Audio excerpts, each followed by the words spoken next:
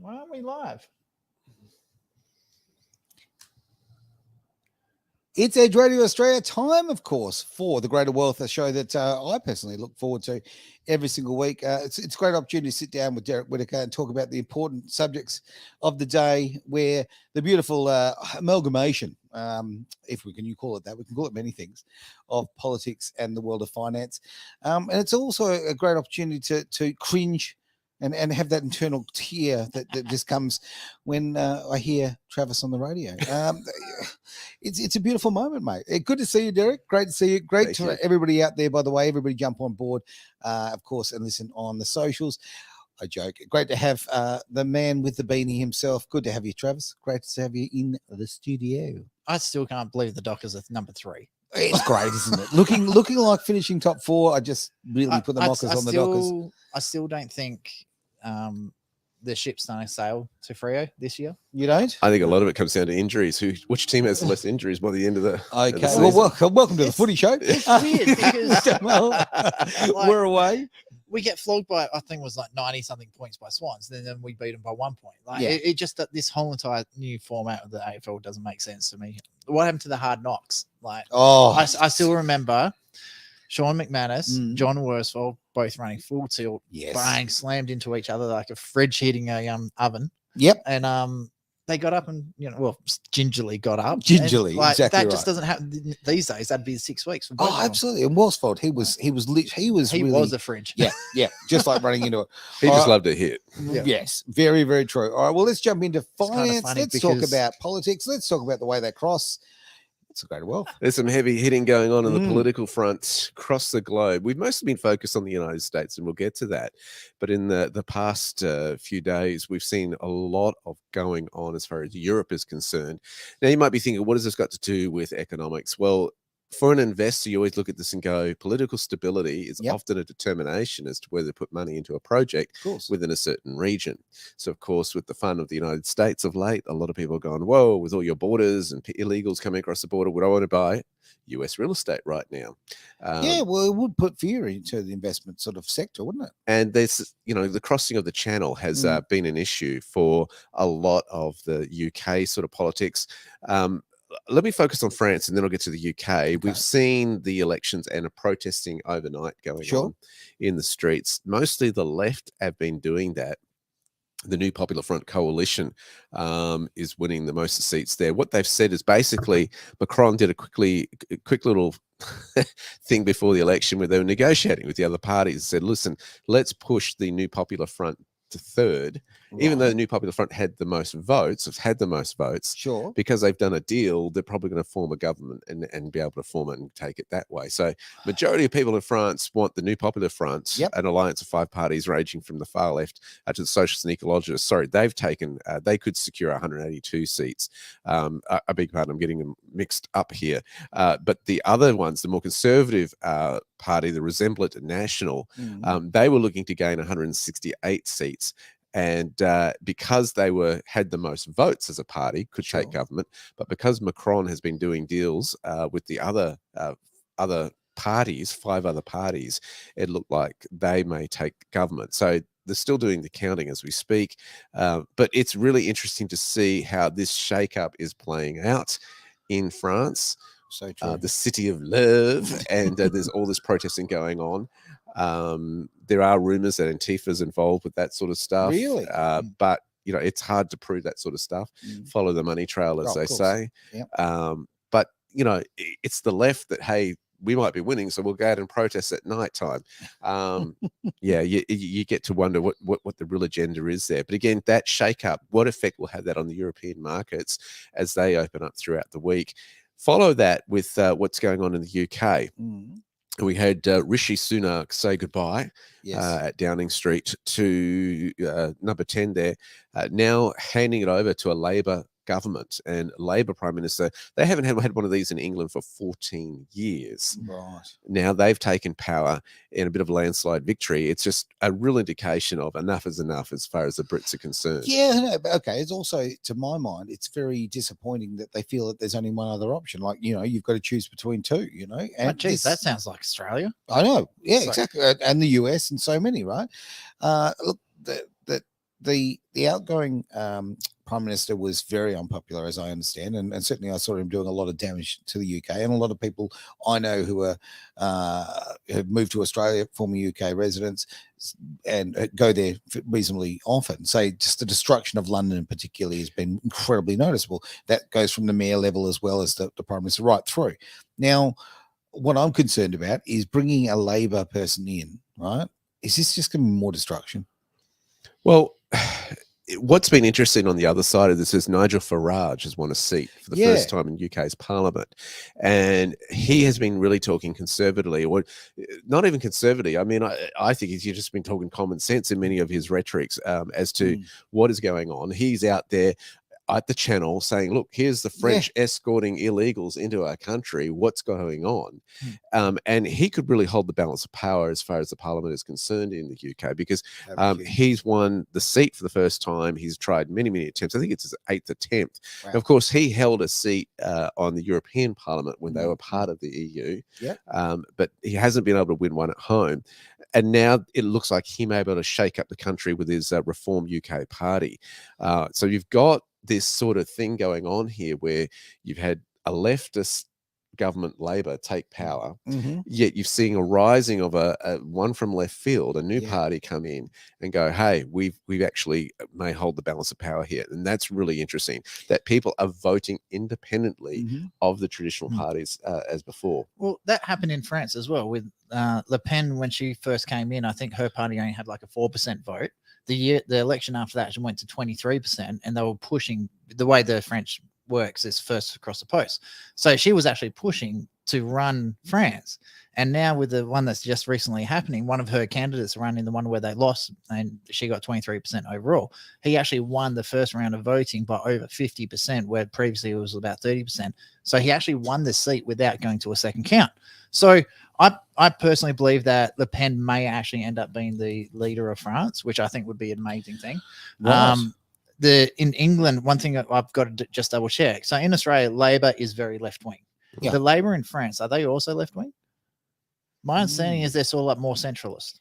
Yeah, I'm not across that. I've got in terms of the policies. Well, this is why they haven't, and to their fairness, they haven't had government for how many years? But they still got to say these are what the issues that we're campaigning on and stuff like that. I thought they were like center left, where the guy that just left was like hardcore lefty, full on socialist. Well, that kind of takes, certainly Macron was just a crazy left-wing extremist, quite frankly, right? Macron's massively left, but the Uber driver now, what's his name from England? Keir Starmer. Yeah, Keir Starmer. I heard he's like absolutely full-on hardcore socialist. Well, look, I've said this before a million times, but okay, look, I used to consider myself as a human being as being center-left, right? Like, now those ideas are considered to be far right, and I haven't changed. The line keeps moving. Now I want to actually take issue to the conservative, the term conservative, quite frankly, because people who are speaking common sense, they're not being conservative at all. They're speaking common sense. They're speaking for what I believe, certainly from my experience of other people, is what the majority of people in the world want. They're not conservative at all. The term conservative means that you don't want nothing to change. You're happy with how it is. Don't change the system. So what's happened is the system has actually already changed. So effectively, you could argue that the progressives are actually the conservatives now, because just the terms between the two is sort of like flipping things. Yeah. So because we've had a Labor government and all the Liberals in Australia are also pushing so far left, like the normal in Australia at the moment is to push to the left. So effectively, you could argue that's now the conservative. Well, the changing parties, like the changing beliefs, is like, no, we've gone too far to the left. We need to start bringing it back. Yes. And that's what's happening, is because we're going against the norm and they don't like it, both Labor and Liberal. So they're saying to call it people who do want to return back to, family values, having fair justice and all that. They're now calling them extremists because it's not what they want. What's interesting was Liz Truss was the Prime Minister before Sunak, and almost brought the whole entire system financially to ruin with the bond debacle that occurred. And you recall how that they basically had to put Sunak in as an emergency to fix up the mess. And of course, Liz was kind of the in-between Prime Minister since Boris Johnson, who of course led the Brits out of the EU, which, am I a Boris fan? I've got mixed views on the guy. I'm glad though that England is out of the EU for the I sake don't- of their sovereignty. I thoroughly agree, and I don't think Boris particularly led them. I think that Boris just wanted to be Boris and wanted to be popular, and he would go with whatever from that point of view, he was rolling with what the public wanted, which is what you want a politician to do in the main. But I can see the mixed feelings. I mean, he's not a great human being, and he's got some very, very, very twisted ideas that make him quite left. So that was a very positive thing. Yeah. So why are we bringing this to your attention? Well, it's going to be really interesting what plays out as far as the EU is concerned. Yeah. And of course, the EU, the dollar, the EU. The currency, I should say. It's not a dollar, it's an EU. That's going to be really interesting how this plays out. There is some talk I've heard of it weakening as well, along with the US dollar, as fiat kind of is being brought into question, as the governments have printed so much over the last couple of years to unsustainable levels. And so they like to talk about a correction, and we'll talk about that a little bit later in the show as far as that is concerned. But this is what's playing out. So as an investor, if you now go back across the pond to the United States, where does this place? What will happen? It's going through a lot of minds if the Biden doesn't step down. Okay. And what is the future of America? Because let's face it, America is still the biggest stock market in the world. It is the biggest economy. So you've got EU with all this uncertainty going on with protesting at night in France. You've had this new fellow walk in, and as far as the UK Parliament is concerned, with the new party. How left are they is going to be the question. Sure. How extreme are they? And yet is that going to be offset with Nigel Farage and his conservative group in there? Will they hold the balance of power once this all plays out and settles? And then you go across the pond to, of course, the camp in the Bidens, where they're facing, will Trump come back in? It's really going to be interesting from here as far as the northern politics is concerned, the powerhouses of the Western world. The one that you haven't taken into account yet, which is in the same region as well, you got to remember Italy has now had a very conservative leader for quite a while now. Now, imagine what happens. You've got a leftist leader in England. You get Trump coming into America, who would rather trade with a country that shares similar beliefs. How much trade is then going to be moved from England over to countries like Italy, where they do have conservative leaders? Well, you've got this going on with the BRICS nations, obviously, right? So on the other side, so to speak, of it. So, yeah, of course, you're going to deal with the countries that you're aligned with, whether it be economically, obviously, but socially and ethically. You recall that Boris had to do a lot of marketing of Britain when they left Brexit, because now they weren't part of the EU economy, and they now had to then find other partners to trade with. And of course, you saw him with ScoMo doing the Tim Tam push and all that sort of stuff going on. What will happen, I think, in England, the big one is Russia. What's going to happen with Russia?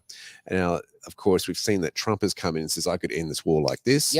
I would be doing it as the before I have office. What do they call them? The pre. I know what you're saying. Pre-elect, or what do they call them? President-elect. President-elect. Thank you. When he's president-elect, he says, I would be talking already then. It would be shut down. Come on, let's be honest. He's already talking. And what is fascinating is listening. Putin's listening. Putin's going, you know what, I'm open to what his idea is. Because let's face it, Putin has tried to do a ceasefire on a couple of occasions now, and it's been put down and rejected. Now, Zelensky is not happy about this, because if Trump gets in, there goes his fundraising as far as his war efforts is concerned. And so all this politics going on is going to affect a lot of world trade. It's going to affect a lot of the international bodies as well, how they've positioned themselves, the NATOs of this world, even the World Economic Forums of this world, even the World Health Organizations. Remember, Trump cut US funding from WHO while he was still in power. Much to their outcry, it was like 20 million just gone per year that they could no longer rely upon. It was far more than that, wasn't it? Well, this is prior to all that 19 stuff that went down. Good point. So, yeah. I wasn't really paying attention. I thought you were coughing for legit. I was coughing for legit. I was about to say, cover your mouth. But anyway. I don't know. You know what? Actually, just yesterday. Sorry, my face mask wasn't on. Covered me harder, Dad. Actually, yesterday I felt quite. I felt like I was a member of the oligarchy. I really did. Yesterday yesterday I felt like my name was Zelensky or Biden or whatever. What, did someone give you $1 million? No. I was doing my washing, and after my wash, I was cleaning up, and I found $20 in my pocket, and I thought, oh, that's freshly laundered. So yeah, just Courage is a Cure. Awesome show as Fantastic well. show. Please make sure you reach out to her on the good old social medias. Definitely. A couple of other quick shout outs to the Light newspaper. Yeah, for sure. They're going through a bit of a rehashing at Yep. the moment, which is fantastic. And we're also, while we've got this opportunity, great to mention the fact that we're going to have Courage is a Cure as part of Edge, as far as we'll be distributing a lot of Robin's stuff, which is fantastic stuff. So awesome. Look, another person all about freedom and getting information out. So great to have that alliance there. So Robin, while we've got here, chuck your link onto Yes, your please. socials into the chat, and I'll put it up on the screen as well for people to go watch. So I think just going with back to the Trump side of things. Yep. Zelensky's in a lot of trouble. I think a lot of the countries that have cracked the shits with America over the last 4 years, who have just now starting to join BRICS. So I'm talking India, Russia, Brazil, China, South America, and then a lot of the others like Saudi Arabia and a lot of the Arabic countries are also coming on board with it as well. I'm worried that there's too much damage has been done for Trump to be able to fix this. I think he's going to be able to stem the flow a lot, but I think it's going to be a lot where he's probably going to realize that those deals are already done. He'll probably try to save them. He'll save some. I don't think he'll save them all, but it's going to open up new markets, especially in other countries such as Italy. I think that's going to be really, really interesting to see what's going to happen from there. Wow, I accidentally pressed a button and put the thing up. Cool. Oh, there you go. I'm learning new shortcuts all the time. So yeah. Oh dear. I know the whole thing. Trump can't just, as I said before, you can't just walk in there and he's not going to clean up in aisle 4. It's all going to be perfect again. But I do think this is going to be a seismic change, and I think that you're going to see a lot of weak world leaders actually have to step into play, and all of a sudden they're going to have to deal with the man with the mean tweets. We're already seeing these nations take in consideration what's going to happen after November in terms of foreign policy for them and where that positions them. You'll notice when Trump was campaigning in his first presidential election, you had a lot of Aussie politicians kind of, that'll never happen. And boy, were they eating humble pie when he won that election. And it did affect as far as foreign international negotiations was concerned. Who are you going to send over? And I think everybody can see what's going on in the United States without stating it openly. You're not hearing them talk about it. They're going, this dude, when he comes back, will come back stronger than before, given what he's just gone through. Now the other thing as well, just going back to the international negotiations, you got to remember, as Derek said, a lot of Australians turned their nose up at Trump, and when Biden took over, I think there's going to be some very, very severe consequences, especially for people like Kevin Rudd, who Trump's openly said he wants to fire as a US diplomat. I think a lot of the elites in Australia are going to get some very, very rude awakenings once Trump takes the power again. Rudd is basking in the limelight of the Assange case at the moment, and he has been attributed by the ABC as one of the big players in the negotiations with the United States on that. It'll be interesting to see his role there, and I think you're going to really have to think Australia, you're definitely right. It's going to have to think very hard as to who it sends over to represent. Actually, okay, on that front, you've got Albanese, who is an incredibly weak man, right?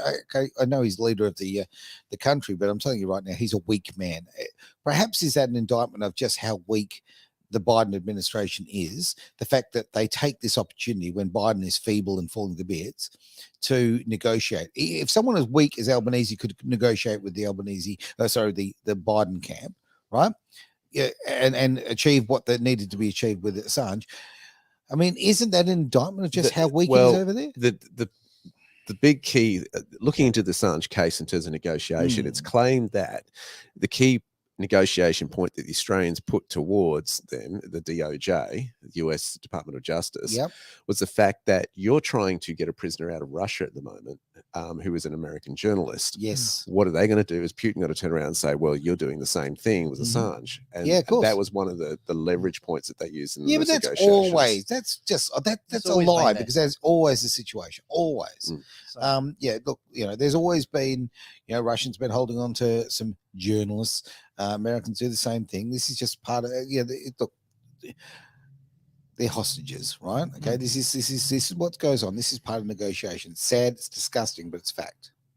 So the bit that shits me is I was watching the Ark Joel Jamal, and they were doing a replay on it, and they were commenting on the ABC coverage of Julian Assange landing. And there was a ABC journalist. It was probably mid to late 40s. Had his glass, had to keep taking his glass off, wiping his eyes because he was having crappies. He's so happy that Julian Assange is finally home, and that you have a look at how many stories have actually run. Bagging out his dad, bagging out Julian Assange, what they're doing.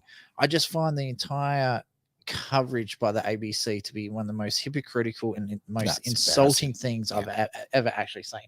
So I hate it when people try and take credit for what other people have done. And it it shitted me to tears. That absolutely did. I'd like to, if we may, turn our attention to Africa for a moment. Okay. Because something has occurred in Nigeria that a lot of other nations are doing to the US, and that is Nigeria has recalled its gold reserves from the US and UK as the world is increasingly departing from the Western finance scheme. And so that's really in terms of custodianship. The nations are doing it now. So they've basically clawed back 21 tons of gold ongoing amid all the ongoing economic concerns with inflation, geopolitical tensions that are going on. And they don't want to lose those risks. So you can see how the nations are now moving their investments back home. And they reckon that, Nigeria's decided, we're best to put it in our own vaults rather than the US and the UK after they may be dethroned in the view of this journalist. This is on newstarget.com. And it's really interesting. The Star was quoting Nigerian officials saying economic indicators such as rising inflation, escalating debt levels, and geopolitical tensions have raised apprehensions about Nigerian policymakers about the stability of the US financial system. So what has never occurred, of course, is an audit of the Fed and how much gold that it actually holds in its reserves. Another nation that has done that recently too is India. It recently decided to bring its gold home. And of course, India loves its gold with the wedding season and all that sort of thing. They were the world's most populous nation, recalling 100 tons of its golds from vaults in the UK. That is fascinating with all these non-Western countries doing this. And of course, India is part of the BRICS nations as well. So you're wondering what they're lining up as far as their vaults are concerned with their partners gobbling up gold over the last few years. And you know what, let's be real. India is becoming an absolute powerhouse economically. Now, gee, it's funny you should say that. I remember someone else saying that they didn't believe it would be China the next powerhouse, but it would be India. Geez, that was what?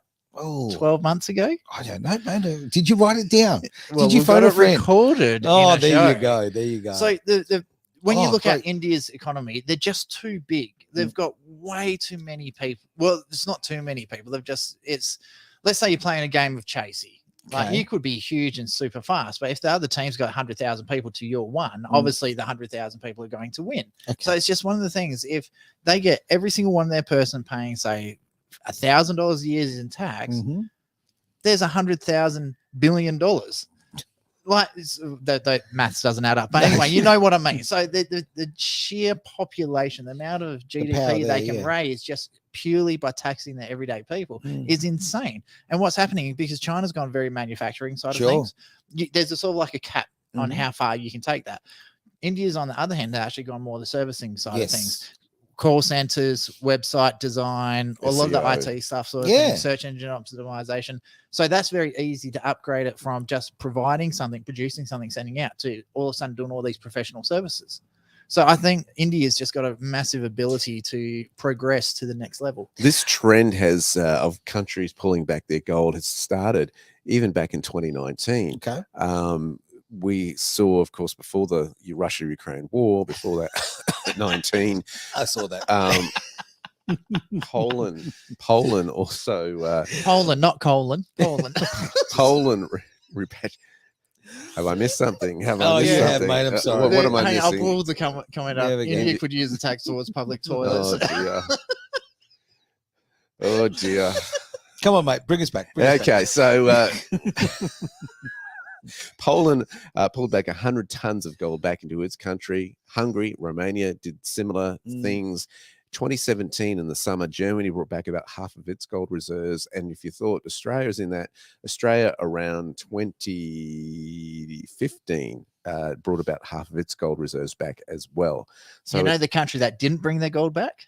New Zealand. They New sold all of it. yeah, they don't have any gold. None. Zero. Crazy. So Yeah. it's scary. I've got more gold than New Zealand in my little finger. That puts you in a huge precarious position. It does. Oh, It I'm does. open for a So robbing. what is their economy based on now? I mean, it can't be Lord of the Rings movies anymore. I mean, We're talking of India. Have they killed the sheep industry like they have in Australia? oh, they're working hard on it. Oh, I tell you what. Oh, jeez. I'm going to Unbelievable. leave that one alone. I love some of these comments coming through, by the way. The ones I can read, I'm having a good giggle. Okay. I'm going to throw the man there over here. I want to do a reaction kind of video. I know this is what the kids do, right? Well, the cool kids. The cool kids. And we're not the cool kids. We're not cool and we're not kids, but we'll give it a crack anyway. So, With a shirt like that. do you know this shirt? You know why I'm wearing this shirt today? Because you didn't do your washing? No, because my own beautiful girlfriend refused to be seen out in public with me wearing it.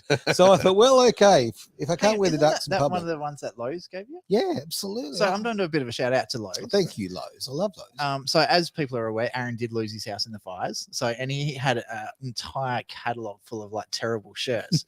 So I actually took some of his social media posts and I sent it to the CEO of Lowe's and said, "Hey, Aaron's just lost his house in a fire."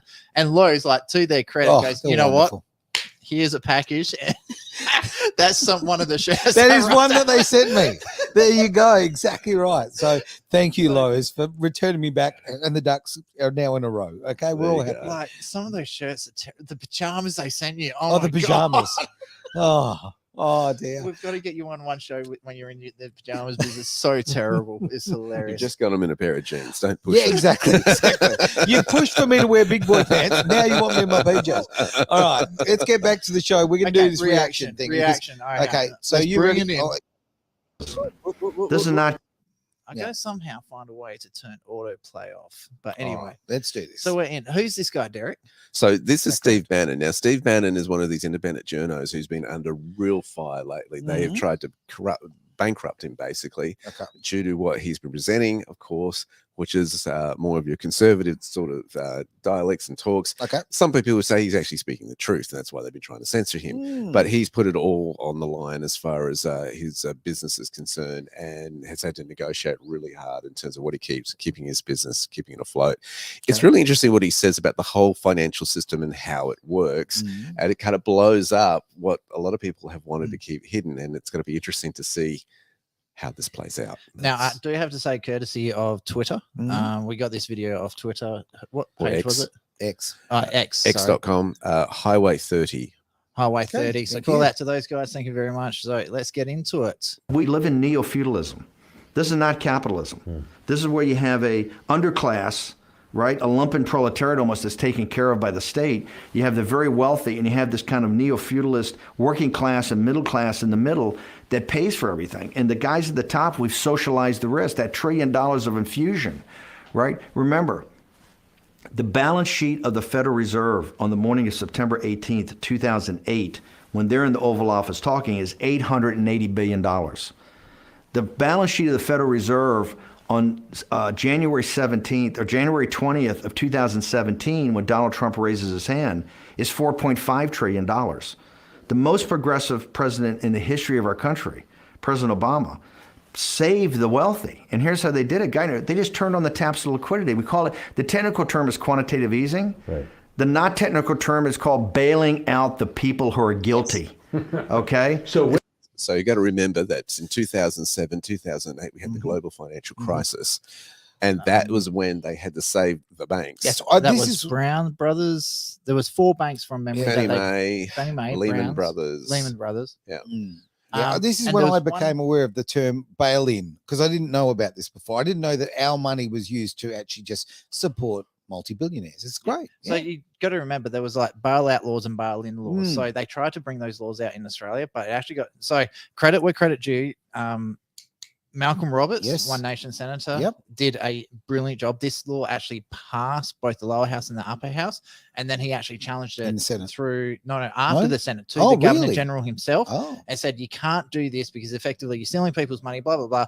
Same thing that happened at the same time as the cash ban and got the entire bill overturned at the Governor General point. So fantastic. just because something passes the lower house and the upper house, it doesn't become a law until the Governor General signs it into effect. Okay. So Malcolm Roberts was able to shut that down immediately. So Okay, brilliant. absolute legend, Malcolm Yeah, Roberts. okay.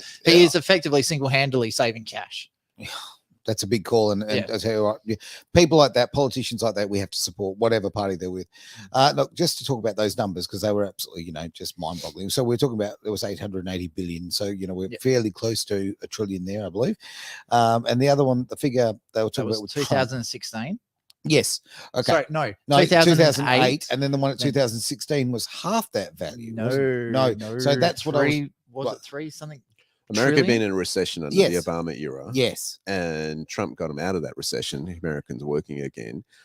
Yes, the debt levels did go up. Americans who had food on their table were able to afford gasoline in their tanks, Okay. and they were getting jobs again. And Let's just check that date. Because I- Talking is $880 billion. Okay.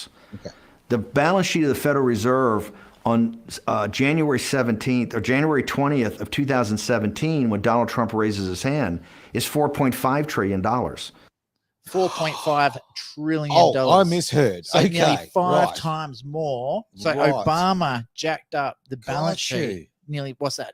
Nearly 5 times. Yeah, but this man, Obama, he was Oh, amazing. He Nobel got the Peace Nobel Prize. Peace Prize for doing nothing. No. But He got it for starting more wars than any other US He president. got it because the color of his skin is why he got it. No other bloody and reason because at he's all. got a transgender It's wife. disgraceful. Anyway, okay, but so that's a massive, multiplication of debt there. Okay, Yeah. so we've got Trump coming into power here. I'd love to go and see where this goes from here. All right. The most progressive president in the history of our country, President Obama, saved the wealthy. And here's how they did it. They just turned on the taps of liquidity. We call it, the technical term is quantitative easing. Right. The not technical term is called bailing out the people who are guilty. Okay? So when essentially, if you owned anything, you had the greatest 10-year run in history. Wait. Yep. Let's move to the TARP vote and whether you think, so now all of that is happening. It's You have to turning. do TARP. The first one you have Yeah, to do. yeah. You know why? Your fiduciary, when a guy like Bernanke walks in and says, I need $1 trillion, So just so you know, Bernanke was the head of the Bernanke? Fed at the time. Okay. Yep. Federal Reserve, the central So- bank. He's the one that effectively told Obama, shit's about to hit the fan. We've got to do something. So back into it. right? You don't have time to debate. History's going to look at you. And he have says to do it. the American financial system is going to collapse in 72 hours and the world financial system 2 days after that. You have global anarchy. There's not a person on earth. I don't hear these libertarians and all these, free market, let capitalism take place. Right. No. When they come in and ask for the first trillion in an emergency, I believe you have to say, okay, we got to do it. I don't know what went on here, but if you're telling me this is going to save me and at least get down the road, I'll do it. But remember, that's the first trillion. We kept on for another $3.5 trillion. Yeah. $3.5 trillion. This is just bailing out the people that caused the problems. Got to think about it for a second. Goldman Sachs didn't lose any equity. None of the partners really missed any bonus payments. None of GE still in business. AIG, it all still exists. All the donors. Yeah. Okay. The reverse side of this. Remember, there is a corollary to this. It's quite powerful, and we know from the notes of the Federal Reserve, a guy named Richard Fisher, the president of the Federal Reserve of Dallas, argued this in the room constantly. He said, by doing this quantitative easing, which you're just flooding the zone with liquidity, we will save the institutions. And we will save anybody that's a big real estate holder or a hedge fund or bank. But he said, there's a huge reverse here. Number one, savings accounts, you're going to go to zero interest rates. Mm-hmm. Savings accounts are going to go to zero. So 5,000 years of the Western tradition back to the Marty Bannons, which is be a good householder. Get a wife, get a mortgage, get some kids, and you save your money. Well, now if you save money, you're a sucker. So let's have a look at that part. Definitely. What happened was, of course, to bail them out, they had to print a lot of money to save. Okay. Didn't they print a $1 trillion note? Look, I heard that. I heard. don't know if it's real. I'm not sure if it's real. There was a Because bit it was of also a, in The Simpsons as well. It's Right, hard so to urban get, it's hard myth, to I get believe. change for $1 trillion note. yeah. Look, Well, I tried unless it. you're going to Ukraine. So Yeah. I don't know. I tried at that deli in South Perth yesterday, but So just one thing I want to jump in first before this. So you started hearing them talking about house owners and all that sort of stuff, and interest rates don't go zero. So what actually caused a lot of this was actually the housing market. So in Australia, we Yes. have things called residential mortgage bonds. So they take all these bonds, all these mortgages, they group them all together, then they sell them on the international market, okay. and the Australian government guarantees what the returns are going to be on those bonds. So Okay. it's a very, very good source of income for Australia as a whole. A lot of Chinese major corporations buy it. That goes onto the bonds markets and all that sort of stuff. So in America, what George W. Bush, I think it's George, the second one, the junior, Yeah. what he did, W. he goes, we're going to create a whole heap of mortgages. He started with 1,000 of them, and we're not charge interest for the first 5 years. And this is going to be for fresh nurses, police officers, young Okay. professionals, to get them into the housing market, give the bit of the economy a bit of a boost, and get these kids a bit of a step up. And then when I see how we're going at the end of the 5 years, the interest that you're supposed to pay for 5 years gets added onto your mortgage. Okay, so you're still paying it. It's just you're deferring the payments. So what's happened? It was massive success, like really, really well done. No one fell over. Happy days. George W. Bush and all these genius said, right, let's open it out to everyone across America. Okay. So all these people who should never have had a house in the first place, Sure. they should have had houses to live in, but they shouldn't have had mortgage, because welfare dependents, disabled, Vietnam veterans that didn't have any source of income except social securities, because when they calculated the whether you have the capacity to pay these loans, Sure. they didn't take the interest repayments into account. So all these people who in the first place didn't have the income to be able to pay for these mortgages, all of a sudden got a house. And then when the 5 years comes up, they said, oh, you got to start paying for the house. They're like, in America, you just hand the house back. Not Yeah. my Right. problem. Yeah. So all of a sudden, the housing market got flooded with hundreds of thousands of imagine, houses. Yeah. And in simple supply and demand, all of a sudden, all these houses that are worth lots of money You- just plummeted because the market was flooded with it. You So- had houses on Zillow in Detroit Mm. selling for $2,000 to $6,000 in some situations. Some in Saw that. a couple of suburbs that. of Chicago, Detroit. There's a few of the other lower socioeconomic areas. Yeah. They were actually paying people to take over their houses. because Kansas City, $35,000 houses. They They- weren't they were fancy houses, but giving they, them away. Wow. yeah, Yep. Oh, was it gets worse. So imagine you're in a street. There's 20 houses in the street. All the homeowners in the street. So let's say 18 of them handed back the houses. So let's say the house started at 300,000. All of Sure. a sudden, your house, you've made every single payment. Yep. All of a sudden, your house is worth $35,000. Yeah. Why would you continue? Considering in America, if you hand back a house, it doesn't affect your credit rating. Is that right? Why would you keep paying a mortgage for $350,000 when your house is only worth $30,000? You just wouldn't. You Simple. wouldn't. So all these people who were good mortgage Mhm, payers all of a sudden said, no, fuck it. We're not Yep. paying it either. And they handed back their houses voluntarily as well. Because why would you keep paying a mortgage on that extent? Just write it off. I don't care. So all of a sudden, not only are the bad defaulters handing back their houses, everyone across the board, all throughout America, This handing is back just mortgages. yet another example of how this ridiculous elitist class just have complete disdain, no respect at all for the common man, the It's, everyday person. what it is George Bush was trying to get himself reelected. He came up with a really stupid policy. He didn't think about the consequences. And this is a prime example where politics has absolute control over your everyday life. Everyday life. And this is why I've been harping on about this for so long. Yep. Everyone needs to understand politics because it determines absolutely everything that you can do. So I just love it where everyone blames the banks for the GFC. It wasn't the banks that caused this. It was George W. Bush. So, So okay. think about how many people have committed suicide because of financial pressures put onto them during So the true. GFC. Unbelievable. well, they were. Well, I wouldn't dismiss the banks as not having any responsibility because they were they on selling played a those part. products. They were on selling those products, Yeah. junk bonds, Yeah.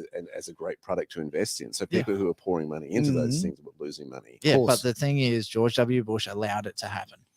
So he had a responsibility to the American people and the world to make sure that didn't happen, and he did. Yeah, So- and these people make these decisions because they're based on completely narcissistic reasons of keeping Correct. themselves in power. So anyway, Hit the so play button, That's what's caused a lot of the shit in Watch 2008. the movie The Big Short. It's a Yeah. fascinating movie as to how that played out. Yeah. And it even happened in states like Arizona, which was a Mm. really solid. The beautiful homes in Arizona. I've stayed with family in Arizona. Mm. I have a cousin, an uncle who owns is a real estate realtor in Okay. Arizona as well. They were hurting because it was just all this equity dropped out of the market big course it time. would. You could pick up housing so cheap there.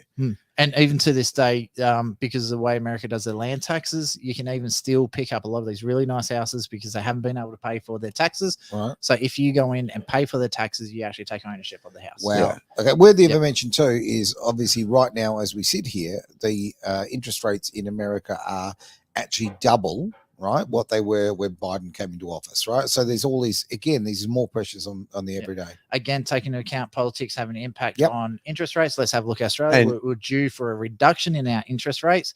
The Labor government come out with their budget where they pumped a heap of money back into the economy.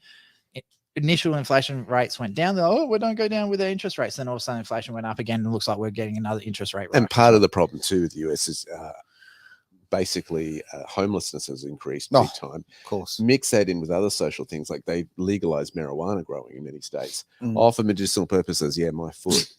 Majority of that, 98% of that is probably for non-medicinal Sure. purposes. And of course, that has hurt America's social fabric as well. Yeah. So- yeah. so- I would think that the stronger drugs, the fentanyl, that would be the biggest impact. But yeah. I There's a reason thoroughly they call agree. it a gateway drug. Yep. So Fair call. personally, I think alcohol causes more damage, but they're both causing damage to the Yeah, social true. network. So anyway, get back into it. Because it's broken the trust. That's the trust is broken. If you save money, you're a jerk because you're not going to get any interest pay. In fact, the bank's going to charge you. So there's been you can't put money away to save into the system. Number two, the And that- pension fund. And that's a big one. Pensioners who save money, that Yep. generation squirreling it away, Mhm. have really been caught out because there's no interest to pay. That's right. America had the lowest interest rates for years. Mm-hmm. You're getting like 0.5% Mm. on your money. Why would you? And that's when people had to start moving it into other assets Sure. to basically try to get a return on it, just to Yep. beat inflation. Yep. So the other one on that flip side, on looking at different countries around the world. So Japan were starting to get really, really bad in this, and they saw it coming. So Mhm. I have to give credit to Japan. They turned around and said, no, this is going to hurt. So Okay. we are going to go from one of the fastest growing economies in the world. We're going to absolutely stop it now dead to stop inflation taking control. They dropped their interest rates all the way down to, I think it was 0 or negative 0.01%. Okay. Just recently, because they've actually done that, their economy is starting to catch up. They've got inflation under control and all that sort of stuff. For the first time in 20-something years, they've actually got an interest rate of 0.01%. Is that right? Yep. Okay. So Trying to that- go back to the glory days of the 90s, effectively. With Yeah, but Japan. totally different economies. Like Mm. globally, it's a Sure. totally different economy now. Yep. So, but I have to again, Japan, South Korea, Vietnam's another one that they do the hard things when they have to. So Mm. there's an old saying, do the hard stuff while it's easy. So Japan had to make a decision. Do we deal with it now? Or do we kick the can down the road? Mhm. And Japan's going, no, we'll just deal with it now. 0% interest. It's not kill the economy to start with. Yep. But we'll be able to catch up over the next 10, 20 years or so. While everyone else, and look at Japan's like, if you look at the foreign exchange rates between the US dollar to the Japanese yen. Mhm. So when I was doing a lot of foreign exchange trading, it was $1.3 trillion a day was changing hands between the US and Japan. Okay. So there's still a huge, huge economy, but they did what they had to do to make sure they Did the stayed hard, where they yeah, were. the hard work, the big decisions. All right, yeah. now I want to ask this question. We've obviously the show's coming to the latter part. So with this video here, would you like to continue with this, or would you like to make some further comment on what you were seeing? I'm happy to continue the video. There's Let's some go. really interesting bits coming up. I'm glad So- that's what your answer was. That's what I wanted. Beautiful. So Hit I the did play jump button. back a little bit for that one. So just for context, they were talking about interest rates in America. Savings, yeah. Funds. The pension funds are going to be destroyed. Today we have a $9.5 trillion gap between the obligations of the pension funds and what we've earned off the pension funds. Why? Because it went to zero interest rates and the bonds that they can buy have no juice in them. Right? The other thing is public schools and all this. Even communities that are not leveraged can't issue bonds because there's no juice in the bonds because the negative interest rate is 1.5%. We've essentially put the burden on the bailout on the working class and middle class. That's why nobody owns anything. Right. But the millennials today are nothing but the 19th century Russian serfs. They're better fed, they're better clothed, they're in better shape, they have more information than anybody in the world at any point in time. But they don't own anything. They're not going to own anything. Okay? And they're 20%. If you mark in time against their parents, they're 20% behind in their income. And there's no pension plan in the future. They're all gig economy. We've literally destroyed the middle class in this country. Yes. Okay. And both So there you go. So just the audio's coming in and out a little bit. I think that's the recording. So what he was saying is the people in America now, the middle class in America, they don't own anything. Yep. They earn 10 cents a bugger all, and they're taxed to the high heaven. The serfs in middle-aged Russia are effectively what they are now. Yep. They don't own anything. They work their asses off, and they die with nothing. So, but you'll own nothing, mate, and you'll be happy. You know that. That's what Swabby's got to say. That's why suicide rates are the highest that they've ever been. Yep. And look, he brings up a really good point. I mean, the obligation to, okay, we all have a go at generation, what a generation we're at, millennials and this and that, whatever. We like to criticize them, but what are they incentivized with? Honestly, like really, because they'll never have what their grandparents had. Certainly myself sitting here as Generation X, I think it'll change. I think it'll change. I think it's heading that way. I think the elites have wanted it to be absolutely that way. Right? Certainly you'll own nothing and be happy. Mm-hmm. They've basically spelled that out for people. Yes, they have. But I think it's got to change. And I think that's what we got to keep in mind. Oh, okay. You're torn on it. You are? No, I'm not torn on it. I know exactly where I want to be, but I think everyone looks at the economy, especially like where we're in. Australia is a prime example of this as a single style government. We don't have a single style government in Australia. What do you mean? So most people think, oh yeah, we're in a socialist government, we're in a democratic government or whatever. We're not. So if you have a look at our financial system, let's go from the pay scale from the poorest of the poor to the richest of the rich. So let's say you just come out of school, you get a job. Let's say, you're 14 years age, you're earning, say, $50 a week or $150 a week, whatever. You do a couple of hours here and there. Sure. You're getting not taxed at all. Okay. In fact, if you're in a lower social economic things like your parents don't work, whatever, you actually get paid money to go to school. So there's youth allowances. There's all these government grants that are going out. So the government is effectively paying you to survive. So that's socialism. You're doing nothing and you're getting money. Happy days. Okay. Let's go with it. Fantastic. So as you get older and older and you start working, you start earning more money. So you're still in the socialist economy because you're getting taxed to the high heaven. Like, what's the point? You can't get ahead because every time you try, the government just starts taking more and more money out of you. So let's say you get a really good job. You start working on the mines. You're earning $100,000 a year. You not only are you paying the higher tax rate, then you've also got Medicare levies on top of that, all the fees charged. You start buying a half decent car, then you get luxury car tax on top of it. Your GST, because you're buying better stuff, your GST component is actually worth more than what someone who doesn't buy such a great stuff. So what's happening is, it doesn't matter how hard you try to get ahead, you're still getting taxed to high heaven. You can't break to the next limit. And this is where I say Australia is actually a two-tiered social economy, because once you get to a certain point and you can switch over at any time, you can actually just turn around and say, well, no, I don't want to be in this system anymore. And I have to say, and I know this wasn't meant to be an infomercial for Derek, so do his course and you'll understand what I'm talking about. Because when you understand the basics of wealth, especially like the basics of finance in Australia. So what happens at a certain point, you start setting up organizations, you start setting up trusts and different entities. So what happens is you take yourself out of that socialist system and you can actually put yourself into a capitalist system where all your living expenses and all your bills and everything gets taken out before you have to pay tax. Sure. So what happens, instead of paying the 40, 50, 60% tax rate, you're only paying, 15, 20% tax rate. You're still paying tax, you still pay your fees, you still pay your GST, but you're in control of your money. Correct. The government has less influence on you, and therefore you can start living in a capitalist system rather than a socialist system. And so it really shits me when I see things like this. It's people time and time again are telling people like, this is the system we're living in. These are the politics. Now you remember, these are the rules they set. They know correct. These. They are living in the nice capitalist system while promoting socialism, because the socialist system is paying for their capitalist system. So you've just got to get yourself educated. You've got to understand what's going on, because it's not that hard to get yourself out. In Australia, even a garbage truck driver can be extremely wealthy if they know how to handle their money. It's the easiest country to become filthy rich in, but yet all these people are stuck in the socialist system they don't come across. It's knowing how the game works. That's right. And it does take a time to get out of the system. And no education system in the schools, any government-funded education system will never, ever, ever teach you how to do this stuff. Why would they?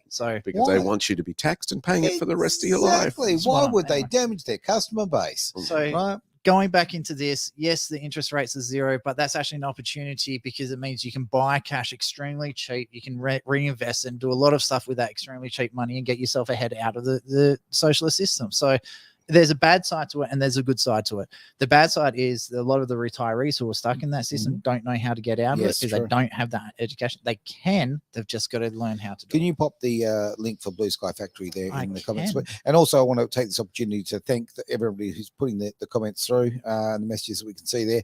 Absolutely brilliant. You know, and I do enjoy the tongue-in-cheek there from old Deploy there with his Obama ended racism. You know, the whole thing's farcical. So it's nice to point that out.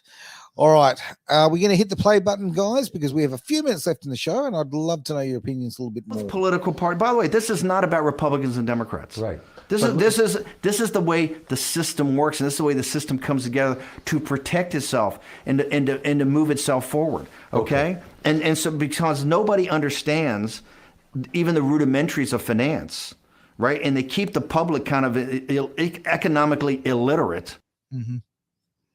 So that was the end of the video there. Okay. So and that's it, keeping people economically illiterate. That's the whole point of how that is. So once you know how the game is played, you can play it a lot smarter.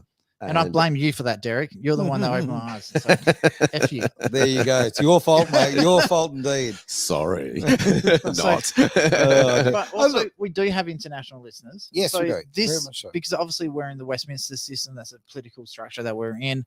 It applies to America, UK, a lot of the European countries, and believe it or not, a lot of the African countries are actually also based off the Westminster system, same as India. Sure. So it doesn't matter what country you're in. Doing Derek's course will open your eyes so you understand where the fractional banking system come from and all this sort of stuff, and using the true economy. Once you learn that sort of shit, it's amazing how much time I've wasted. And I'm like, oh. You have a choice to play the economy game, just as we've seen in that video, or to play it according to another preferred economy system. And I tell you what, life is a lot easier when you step into the preferred economy system. However, all hell breaks loose when you try to step into it at first. But if you're ready for that and can get past that, man, it really frees you. It is incredibly freeing. So, Aaron. Yes, that is my name. We do have an event coming up.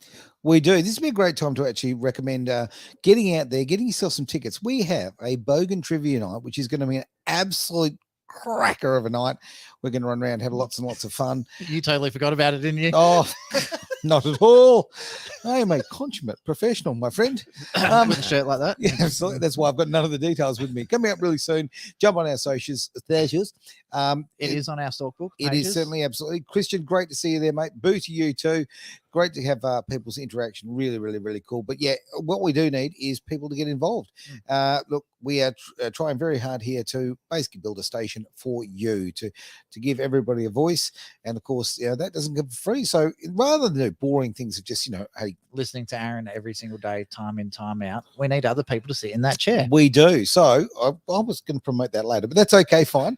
I'm going to promote the Bogan event first. That's coming up soon. So get on there, look at the socials, get the tickets. It's going to be really fun. But the other way that you can actually have your voice heard is get yourself here in front of the funny talking stick. If you're interested in whether it be news, whether it be current affairs, whether it be anything or anything, like anything. Edge is literally here to put anything on the radio. We should have called it anything radio. Anything goes. Anything goes. We want people, everyday Aussies and people around the world, to have a voice, and that's a very good point.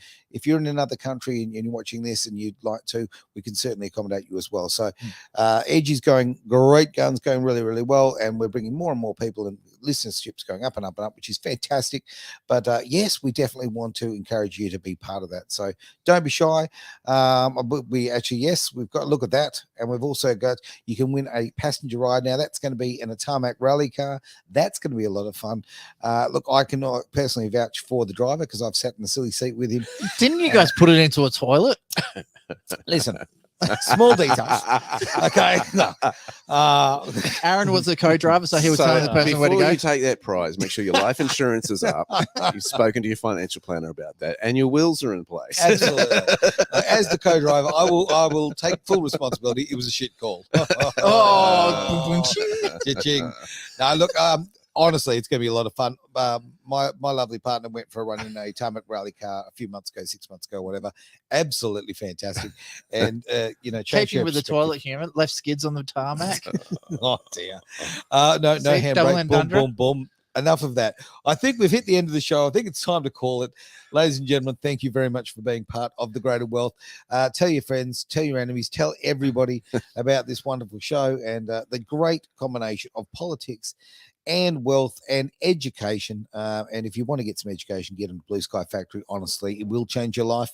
It'll break you for life. You will actually understand this, and you In will a good way, though. in a really good way. So with that, we're going to end the show. Thank you very much. It's Greater Wealth here on Edge Radio Australia.